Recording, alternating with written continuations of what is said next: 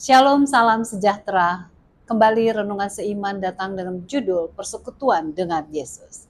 Apa yang telah kami lihat dan yang telah kami dengar itu, kami beritakan kepada kamu juga, supaya kamu pun beroleh persekutuan dengan kami.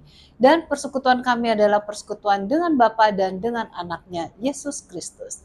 Tetapi jika kita hidup di dalam terang, sama seperti Dia ada di dalam terang, maka kita beroleh persekutuan seorang dengan yang lain, dan darah Yesus, anaknya itu, menyucikan kita daripada segala dosa. 1 Yohanes 1 ayat 3 dan 7. Bila kita membaca 1 Yohanes 1 ayat 3 sampai 7 seluruhnya, maka kita dapat melihat arti yang dalam dari persekutuan dengan Yesus. Hasil daripadanya bekerja Roh Kudus dalam kehidupan kita diterangkan dengan jelas. Yohanes menaruh perhatian mengenai persekutuan dari Tuhan dengan umatnya, serta orang kudus dengan orang kudus lainnya yang harus berlangsung secara berkesinambungan. Dalam hal ini Yohanes menunjukkan persekutuan dirinya sendiri dengan Tuhan. Tulisan dari Yohanes yang menyebutkan persekutuan dengan kami bersama Bapa dan anaknya Yesus Kristus dan satu dengan yang lain merupakan ekspresi dari pengalaman Paulus juga.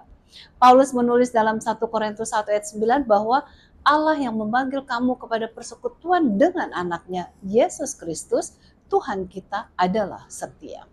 Banyak sekali kita dapatkan Alkitab yang membicarakan persekutuan umat Tuhan. Misalnya, Paulus menyebutkan persekutuan sesama rasul di dalam Galatia 2 ayat 9. Dan setelah melihat kasih karunia yang dianugerahkan kepadaku, maka Yakobus, Kefas, dan Yohanes yang dipandang sebagai soko guru jemaat berjabat tangan dengan aku dan dengan Barnabas sebagai tanda persekutuan. Dari semua ayat mengenai persekutuan ini, kita dapatkan bahwa langkah pertama yang harus ditempuh seseorang lelah adalah persekutuan diri kita sendiri dengan Kristus. Kemudian akan ada persekutuan dengan sesama orang percaya yang memiliki persekutuan dengan Kristus.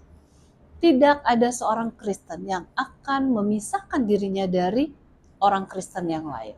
Setiap orang memerlukan saudara seiman dan saudara seiman juga memerlukan Anda. Dengan saling mengisi dan membagikan pengalaman, maka kita dapat menguatkan satu dengan yang lain, menghibur satu sama lain, serta meneguhkan iman satu sama lain selagi kita mengadakan perjalanan ke surga. Kiranya persekutuan sesama Yesus menjadi bagian kita semua, sehingga kita akan memiliki sukacita dalam persekutuan satu dengan yang lain. Kiranya Tuhan memberkati.